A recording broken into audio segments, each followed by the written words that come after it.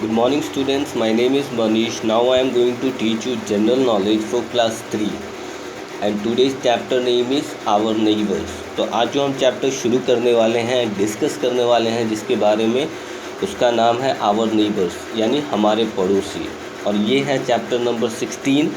तो ध्यान से सुनेंगे, समझेंगे, ठीक है। तो चलिए शुरू करते हैं। India has the following countries as neighbours. कह रहा है इंडिया क्या है कि निम्नलिखित देशों का क्या है, पड़ोसी है। कौन कौन से हैं ये? पाकिस्तान है, चाइना है, भूटान है, नेपाल है, म्यांमार है, बांग्लादेश है, श्रीलंका है, अफ़गानिस्तान है और मालदीव्स है। तो ये इतने सारे जो कंट्री हैं ये हमारे पड़ोसी कंट्री हैं, हमारे बॉर्डर से सटे हुए हैं ये सारे कंट्री, ठीक है। तो आइए आगे देखते हैं क्या करना है हमें। Now what do you know about your neighbouring countries. कह रहा है कि अब आप क्या जानते हैं अपने पड़ोसी देशों के बारे में, उनके बारे में आप क्या जानते हैं। Tick the correct option. और यहाँ पे कुछ क्वेश्चंस किए गए हैं जहाँ पे आपको अल्टरनेटिव दिए गए हैं, उसमें से कोई एक ऑप्शन सही होगा। तो आइए हम देखते हैं क्या है ये। What is the capital of China. China की राजधानी है वो कहाँ पे है? तो हमारा सही ऑप्शन होगा बेइजिंग, ठीक है।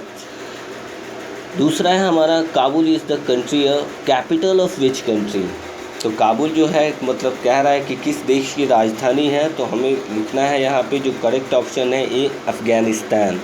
अफ़गानिस्तान की जो राजधानी है वो काबुल है, ठीक है। From which country was Bangladesh was extracted. यानी ये कह रहा है कि कौन सी ऐसी कंट्री है जिससे बांग्लादेश अलग हुआ था। तो यहाँ पे हमारा सही ऑप्शन है पाकिस्तान, ठीक है। What is the capital of Pakistan. Pakistan की राजधानी कहाँ पे है? तो पाकिस्तान की राजधानी है इस्लामाबाद में। 5th नंबर में आते हैं, where can you see the तुत टेम्पल। अब कह रहा है तुत टेम्पल एक है, कहाँ पे है, ठीक है। तो यहाँ पे हमारा राइट ऑप्शन है कैंडी। छठा आते हैं, the currency of Bhutan is, ठीक है। तो करेंसी जो वहाँ की जो मुद्रा होती है, जैसे हमारे यहाँ रुपया चलता है ना इंडिया में, वैसे ही भूटान में कौन सी करेंसी मुद्रा चलती है? तो वहाँ पे नगल्ट्रन एक करेंसी का नाम है वहाँ की करेंसी का। इसके बाद आते हैं, Mount Everest and Pashupatinath temples are in. कह रहा है जो माउंट एवरेस्ट है और पशुपतिनाथ मंदिर वो कहाँ पे स्थित है?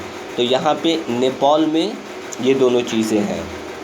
और माउंट एवरेस्ट के बारे में तो आपको पता ही होगा कि ये सबसे ऊंची चोटी है विश्व में।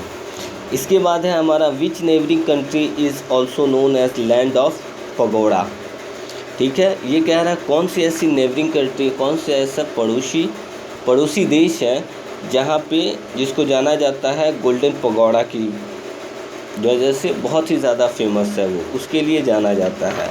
तो यहाँ पे हमारा राइट ऑप्शन है म्यांमार। आगे आते हैं, what is the capital of Bhutan, ठीक है। तो भूटान की राजधानी कहाँ पे है? तो भूटान की राजधानी है थिम्पू, ठीक है। अब आते हैं next, the currency of Bangladesh is, यानी बांग्लादेश की जो करेंसी है, मुद्रा है, उसे क्या कहते हैं? तो यहाँ पे टका जो है बांग्लादेश की करेंसी है। आते हैं हम नेक्स्ट चैप्टर में क्या है देखें।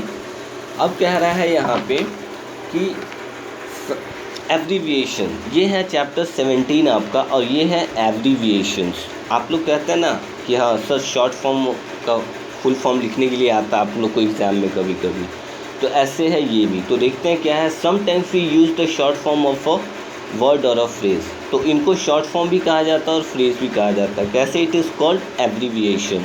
और इन्हें ऐसे संक्षिप्त में कहा जाता है, एब्रीविएशन कहा जाता है, जिसे शॉर्ट में लिखने को, संक्षिप्त में लिखने को कहा जाता है। Right the full forms of the given abbreviations. यहाँ पे कह रहा है कि जो भी एब्रीविएशंस दिए गए हैं आपको उसके फुल फॉर्म लिखने हैं। तो पहला है हमारा NCC, ठीक है। तो इसका फुल फॉर्म होता है नेशनल कैडेट कॉर्प्स, ठीक है। इसके बाद है BBC, ठीक है। ये क्या है? इसका फुल फॉर्म होता है ब्रिटिश ब्रॉडकास्टिंग कॉरपोरेशन, ठीक है। ये प्रसारित करते हैं अपने न्यूज़ चैनल इनका चलता है। पहले रेडियो भी था, आज भी रेडियो चलता है, लेकिन अब क्या है कि अब ये न्यूज़ पे मतलब इनके आते हैं। मीडिया वगैरह में ये डील करते हैं लोग। आईएएस, इसका फुल फॉर्म होता है इंडियन एडमिनिस्ट्रेटिव सर्विस। अब इंडियन, आप लोग कहते हैं ना कि सर हम बड़ा होकर डीएम बनेंगे, ठीक है, तो वो यही है, आपको डीएम बनने के लिए इसी की तैयारी करनी पड़ेगी। भारतीय प्रशासनिक सेवा इसको हिंदी में बोलते हैं। इसका फुल फॉर्म होता है ये इंडियन एडमिनिस्ट्रेटिव सर्विस, ठीक है। चलिए आगे आते हैं। एलपीजी, एलपीजी का फुल फॉर्म क्या होता है? Liquefied petroleum gas. अब ये क्या है? हमारे यहाँ जो आपके यहाँ खाना बनता है वो एलपीजी सिलेंडर से बनता है। हमारे यहाँ जो सिलेंडर आपके घर में यूज़ होता है खाना बनाने के लिए, वो क्या है? एलपीजी है, लिक्विफाइड पेट्रोलियम गैस है वो, ठीक है। आते हैं 5th नंबर में सीएम का फुल फॉर्म। सीएम का फुल फॉर्म होता है चीफ मिनिस्टर, यानी मुख्यमंत्री। तो आप लोग जानते हैं हमारे बिहार के मुख्यमंत्री कौन हैं? नीतीश कुमार। हाँ, तो वो चीफ मिनिस्टर बोलते हैं। पीटीओ, पीटीओ का फुल फॉर्म होता है प्लीज़ टर्न ओवर। आप जब भी पेज को, जब भी एग्ज़ाम वगैरह दे तो उसमें 2-2 पेज रहते हैं, कभी कभी 3, तो वहाँ पे नीचे पीटीओ लिखता है प्लीज़ टर्न ओवर। जैसे आप टर्न करेंगे तो दूसरा वहाँ पे कंटेंट रहेगा, ठीक है। इसके बाद आता है WHO, इसका फुल फॉर्म होता है वर्ल्ड हेल्थ ऑर्गेनाइजेशन, ठीक है। यहाँ पे इसको कहा गया है विश्व स्वास्थ्य संगठन, और ये क्या है? दुनिया का सबसे बड़ा हेल्थ ऑर्गेनाइजेशन है वर्ल्ड का, ठीक है। इसके बाद आते हैं PWD, 8 नंबर है। इसको बोलते हैं पब्लिक वर्क्स डिपार्टमेंट, यानी जन कार्य विभाग, यानी पब्लिक के लिए जो काम किया जाता है, जो पब्लिक के काम को देखता है, उस डिपार्टमेंट को PWD कहा जाता है। CEO, इसका फुल फॉर्म होता है चीफ एग्जीक्यूटिव ऑफिसर, यानी ये कंपनी का ऑनर होता है, सबसे चीफ होता है, सबसे मेन होता है CEO, मालिक उसका, ठीक है। अब आते हैं SBI, state bank of India. ये क्या है? अपनी कंट्री का सबसे बड़ा बैंक है स्टेट बैंक ऑफ इंडिया, और इसमें सबसे ज़्यादा अकाउंट होल्डर है, सबसे ज़्यादा। आपके घर में भी आपके मम्मी पापा के SBI के अकाउंट होंगे, तो वो क्या है? State bank of India. तो आप लोग ध्यान से इसे देखिएगा, इसको लर्न कीजिएगा, स्पेलिंग मिस्टेक नहीं होना चाहिए, स्पेलिंग पे खास ध्यान दीजिए, स्पेलिंग भी साथ साथ याद कीजिए और लिखना है इसे, ठीक है। तो आज के लिए इतना ही। God bless you all.